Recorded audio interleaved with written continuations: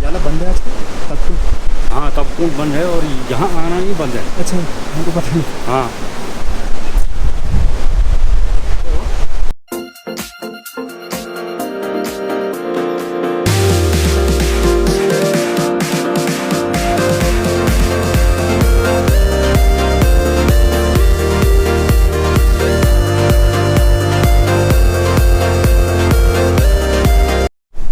अच्छा आंटी चलता हूँ।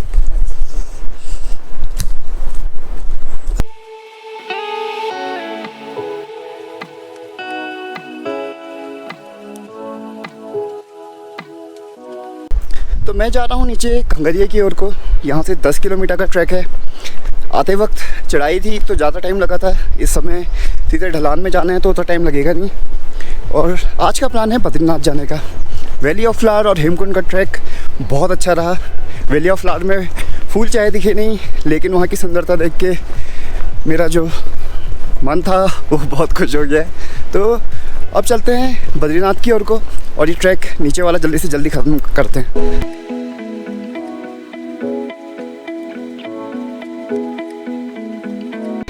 तो मेरे साथ हैं गोप्स जो कि खुद का यूट्यूब चैनल चलाते हैं, उसका नाम है एक मुसाफिर।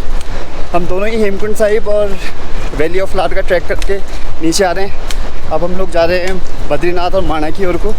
भैया और भी लंबा वो लेके चले हुए हैं, नीति वैली और केदारनाथ, वासुकी ताल। बस छोटे मोटे ट्रैवलर हैं हम तो। तो भैया ऊपर वाला कैसा लगा आपको? ऊपर वाला एक्सप्लेन करना मुश्किल है वर्ड में। इतना प्यारा व्यू है, आप बस उसे महसूस कर सकते हो बस। तो और उसको अगर वीडियो में उतारना उतना टफ है।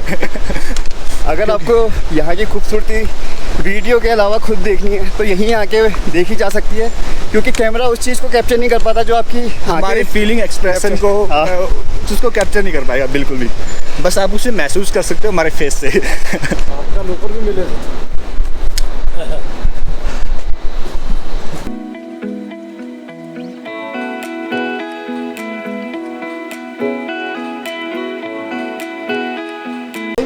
कल फूलों की घाटी गया था। कल जब हम होटल से निकले थे ना, जी जी, तो तभी हम वहाँ बैठे वो आग सेक रहे थे। हाँ फिर हम कल ऊपर गए, हेमकुंड साहब गए और शाम को वापस पहुँच गए। वहाँ फूलों की घाटी नहीं गए? फूलों की घाटी वो गए थे, हमारे बंदे कहते वहाँ कुछ नहीं है। तो गाइस हम लोग पहुँच चुके हैं अपनी बाइक पार्किंग के वहाँ पे। अब बाइक लेके चलना है बद्रीनाथ के।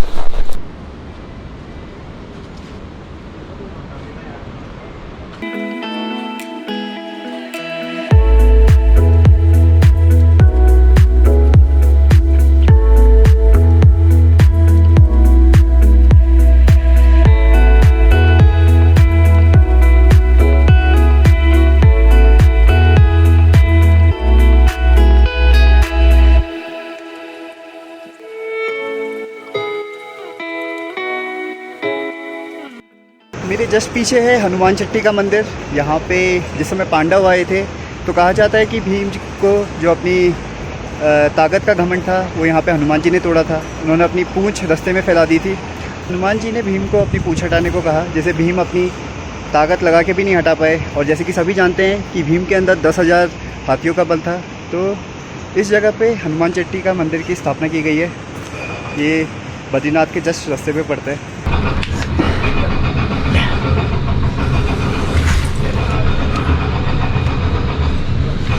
रहने वाली नैनीताल। ये कितना पुराना मंदिर है पंडित जी? कितना पुराना मंदिर है ये? पांडव लोग आए उस टाइम का है। उस टाइम पे? हाँ, त्रेता का। और आप कितनी पीढ़ी से हैं यहाँ? हम जो है हो गए 4-5 पीढ़ी हो गए। 4-5 पीढ़ी? अच्छा। तो गाइस जो ये ऑल वेदर रोड बन रही है उसकी वजह से पूरा रास्ता बहुत ही गंदा है। रोड में इतने पत्थर और बजरी की बाइक बार बार स्किड हो रही है और कहीं कहीं पे बाइक फंस जा रही है।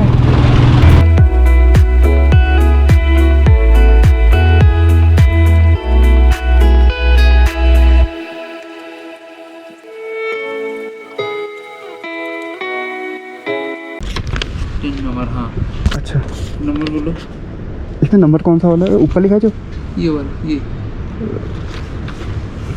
2408 अच्छा 24 और तो गाइस ये था एक और चेक पॉइंट और यहाँ से 1.5 किलोमीटर दूर है बद्रीनाथ और हम पहुँचने वाले हैं, तो चलते हैं और करते हैं वहाँ के दर्शन।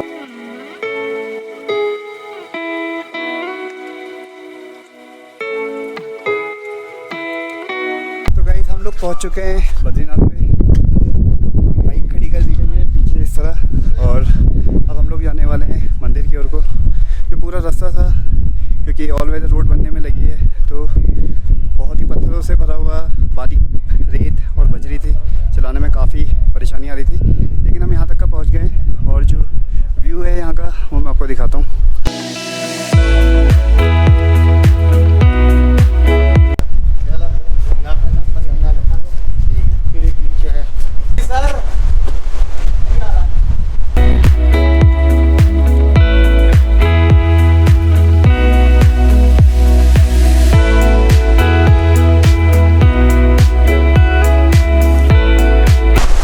तो गाइस मेरे पीछे है बद्रीनाथ मंदिर। कोरोना वायरस जो क्राइसिस है उससे ये मंदिर भी अछूता नहीं रहा है और यहाँ पे बहुत कम भीड़ है। अगर और टाइम आप यहाँ पे आएंगे तो काफ़ी भीड़ रहती है क्योंकि हिंदुज़म और जैनिज़्म दोनों में इसकी बहुत मान्यता है। ये विष्णु भगवान का एक मंदिर है। जो 4 धाम है उनमें से ये एक मंदिर ऐसा है जो कि हिमालय की घाटी पे जहाँ पे पूरी की पूरी बर्फ़ रहती है वहाँ पे मौजूद है। और इस जगह का नाम बद्रीनाथ इसलिए पड़ा है क्योंकि श्री विष्णु का कहा जाता है कि उन्होंने जो नारायण थे उन्होंने यहाँ पे बद्री के पेड़ के नीचे तपस्या करी थी, तो इस जगह का नाम जो है वो बद्रीनाथ पड़ा है। छोटा 4 धाम जैसे कि बद्रीनाथ, केदारनाथ, यमुनोत्री, गंगोत्री के रूप में जाना जाता है, उसमें भी ये एक धाम में गिना जाता है। श्री विष्णु के 108 मंदिर हैं जिन्हें दिव्य देशम कहा जाता है, उनमें से भी ये एक मंदिर है और सबसे ऊंचाई पे मौजूद है। इस समय हम लोग 10,400 फीट की ऊंचाई पे कुछ मौजूद है। जो मंदिर है यहाँ पे लोग दूर दूर से आते हैं श्री विष्णु भगवान की पूजा करने के लिए, उनके दर्शन करने के लिए। अगर कोई आदमी 4 धाम की यात्रा में या छोटी 4 धाम की यात्रा में है तो भी वो यहाँ आते हैं। यहाँ पे एक तप कुंड है जिसमें लोग पहले स्नान करते हैं फिर मंदिर पे दर्शन करने के लिए अंदर को जाते हैं। इस समय काफ़ी कम भीड़ है। यहाँ पे मैं हूँ और मेरे साथ है एक मुसाफिर और हम दोनों ही अभी यहाँ हेमकुंड और वैली ऑफ फ्लावर का ट्रैक करके सीधे यहीं पहुँचे हुए हैं। पूरी जगह काफ़ी शांत है, नीचे नदी बह रही है, ऊपर जो पहाड़ हैं वहाँ पे धुंध और जो बादल हैं वो छाए हुए हैं, मौसम हल्का सा गर्म है। तो चलते हैं मंदिर की ओर को और दर्शन करते हैं।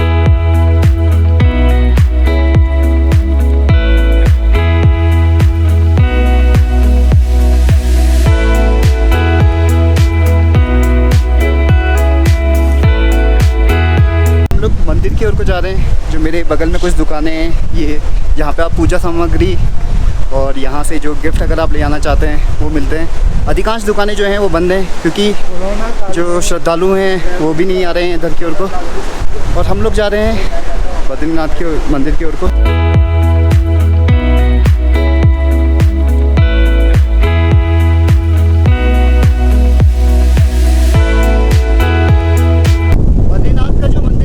बर्फबारी काफ़ी होती है तो मंदिर के कपाट जो है वो अधिकांश करीब 6 महीने बंद रहते हैं और उस टाइम पे यहाँ पे कोई दर्शन नहीं होते हैं। इस समय मौसम काफ़ी खुला हुआ है और बर्फबारी होने में अभी करीब 2 महीने बचे हुए हैं तो भीड़ काफ़ी कम है। केवल बहुत मुट्ठी भर अगर कहीं जाए तो इतने लोग यहाँ पे दिख रहे हैं। तो हम चलते हैं मंदिर की ओर।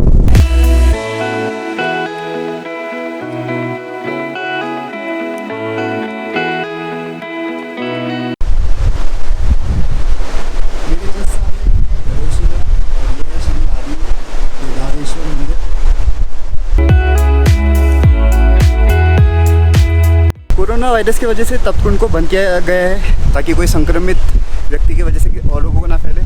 यहाँ पे तपकुंड 2 हैं, एक में पुरुष स्नान करते हैं, दूसरा है जिसमें महिलाएं स्नान करती हैं और उसके बाद ही ऊपर जाके दर्शन किए जाते हैं। मान्यता ये है कि अगर आप तपकुंड में नहाते हैं और उसके बाद आप ऊपर जाके दर्शन करते हैं तो आपके सभी पाप वाप जो हैं वो नष्ट हो जाते हैं। तो तपकुंड में तो हम स्नान नहीं कर सकते, सीधे चलते हैं ऊपर और दर्शन करते हैं।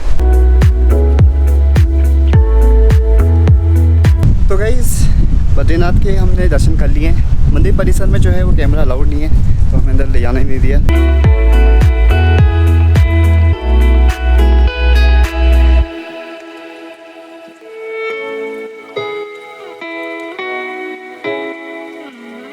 मैं हूँ इस समय पे ब्रह्म कपाल पे। ये जगह काफ़ी फेमस है क्योंकि लोग यहाँ पे अपने पितरों का तर्पण करने के लिए आते हैं। बद्रीनाथ क्योंकि 4 धामों में से एक है, तो इस जगह की महिमा और बढ़ जाती है। लोग दूर दूर से यहाँ पे अपने पितरों का पिंडदान करने के लिए आते हैं। और इस समय ये जगह पूरी, जैसे कि आपको दिख रही है, खाली है।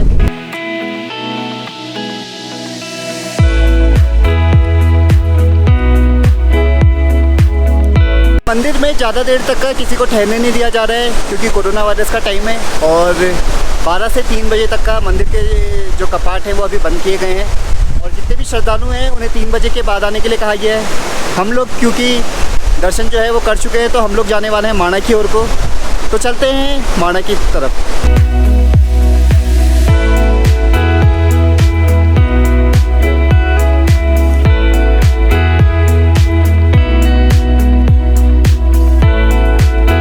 तो गाइस हम लोग आ गए हैं अपनी बाइक के पास। हम लोगों को अभी जाना है माणा। भीड़ कुछ इतनी ज़्यादा है नहीं यहाँ पे, और काफ़ी जो सोशल डिस्टेंसिंग है और जो लोग कम आ रहे हैं उसकी वजह से काफ़ी बिल्कुल सुनसान टाइप का लग रहा है। आपको मेरे पीछे जो ये कार स्टैंड दिख रहा है, यहाँ पे कार खड़ी करने के लिए जगह नहीं रहती थी और ये पूरा खाली पड़ा हुआ है। केवल लोकल्स की कार है कुछ यहाँ पे। तो हम लोग चलते हैं माणा की ओर को। गाइस ये जो आपको टूटा हुआ पोर्शन दिख रहा है, ये एक जगह पे जब JCB खुदाई कर रही थी तो वहाँ से बहुत बड़ा पत्थर आगे से टकराया और इतना बड़ा छेद हो गया इसमें। आई होप कि रास्ते में हमारे साथ ऐसी कोई और ट्रेजेडी ना हो। अच्छा हुआ मैंने हेलमेट पहना हुआ था, नहीं तो हो सकता था कि मेरे सर पे या हाथ पे और टकराता। लेकिन भोले बाबा और विष्णु भगवान की कृपा रही कि केवल बाइक पे चोट आई है। तो चलते हैं वापस अपने मंजिल की ओर। बद्रीनाथ से दर्शन हमने कर चुके हैं और अब हम लोग निकल रहे हैं माणा की ओर को। माणा यहाँ से पड़ता है 4 किलोमीटर की दूरी पे। वहाँ पे व्यास गुफा, वसुंधरा फॉल और गणेश गुफा है। और माणा जो है वो आखिरी गांव पड़ता है इस क्षेत्र का। तो चलते हैं माणा की ओर को और देखते हैं वहाँ पे क्या क्या है।